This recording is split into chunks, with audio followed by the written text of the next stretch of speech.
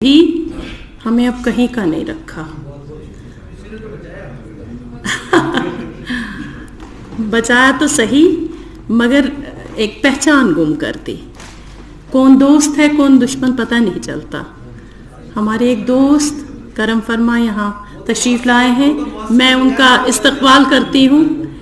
صف سامعین میں بیٹھے ہیں قابل قدر قابل عزت ادب کے سپاہی شاعر محترم ستیش ومل صاحب. میں استقبال کرتی ہوں یہاں ان کا.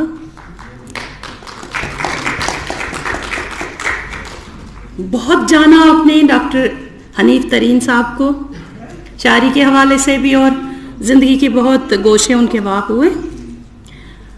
میں ایوان صدر کی طرف رخ کرتی ہوں اور میری گزارش ہے اپنے مہمان اعزازی سے محترمہ رخسانہ جبی صاحبہ سے کہ وہ یہاں آ کر ایک تو ڈاکٹر حنیف ترین صاحب کو خراج پیش کریں اور اپنے خیالات سے نوازیں.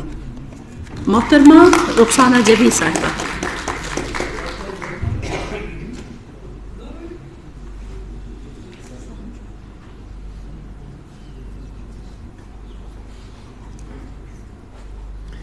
السلام علیکم ورحمۃ اللہ وبرکاتہ. ایوان صدارت میں تشریف رکھے ہوئے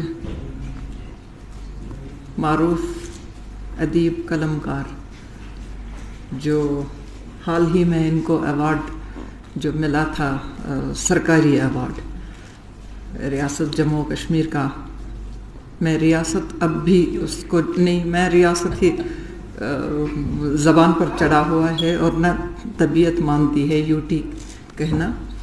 تو ان کے اس ایوارڈ سے ہم سب کو برابر کی خوشی ہوئی. اور ڈاکٹر حنیف ترین مرحوم کے فرزند ارجمند ڈاکٹر یاسر ترین خان صاحب اور نژاد کے فرائض انجام دینے والی محترمہ پروفیسر نکھت نظر صاحبہ اور بشیر چراغ صاحب، ڈاکٹر مشتاق حیدر صاحب، کوثر رسول صاحبہ، باقی حضرات اور خواتین، محترمہ شمیم اختر صاحبہ. ہم آپ کے دکھ میں شریک ہیں پورے، کیونکہ وہ بھی ہمارے بھائی جیسے تھے، فیملی ممبر کی طرح تھے.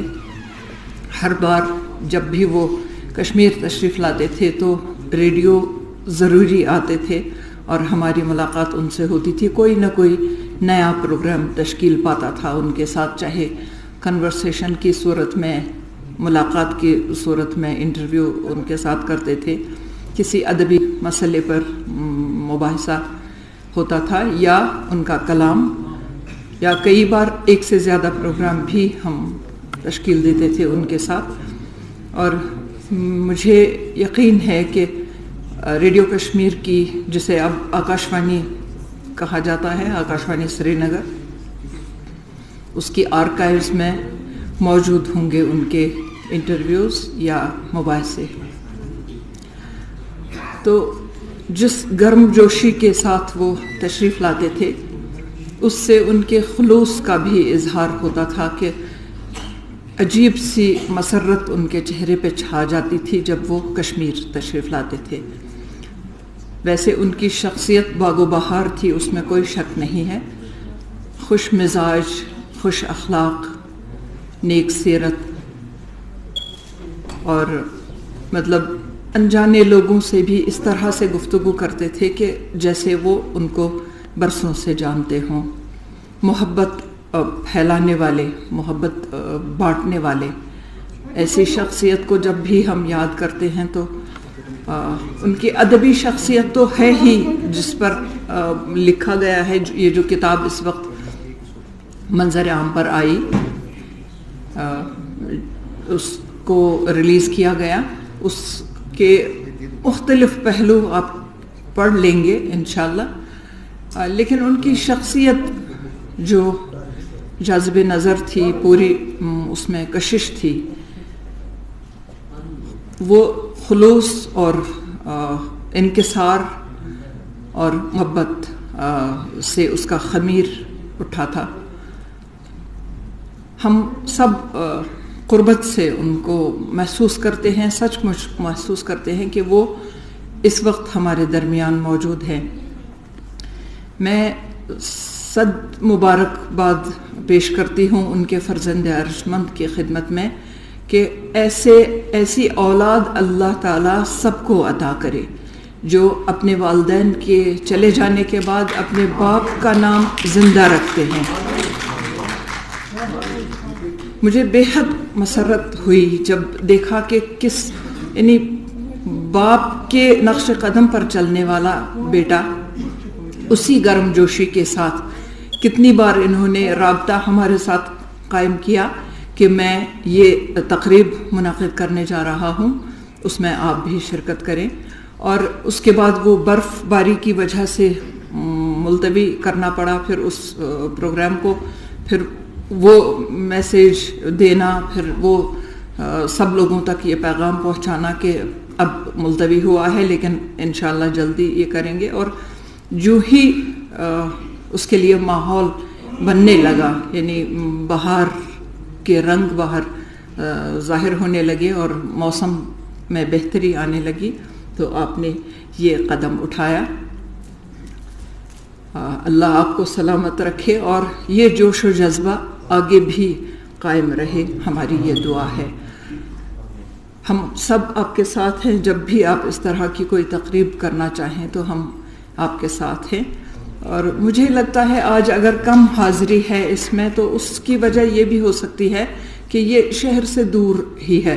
अगर लाल चौक के किसी इदारे के साथ मिलके किया होता, यानी चाहे कल्चरल एकेडमी है, चाहे इंफॉर्मेशन डिपार्टमेंट है, और अब शायद रेडियो कश्मीर का भी ऑडिटोरियम ठीक हो गया है, तो मतलब जिस इदारे के साथ आप राब्ता कायम करेंगे इंशाअल्लाह सब आपके साथ रहेंगे।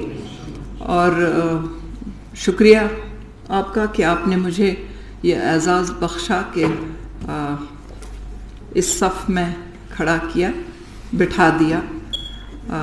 हमारी दुआ है कि अल्लाह ताला डॉक्टर हनीफ तरीन साहब मरहूम की मग़फ़िरत फ़रमाएँ, जन्नतुल फ़िरदौस में उनको आला मक़ाम अता करे और उनके तोफ़ैल हमारी भी मग़फ़िरत हो और नेक काम करने की तौफ़ीक़ अता हो।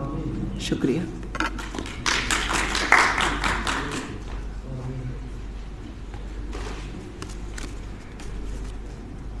शुक्रिया बहुत बहुत मोहतरमा रुखसाना जबीन साहिबा।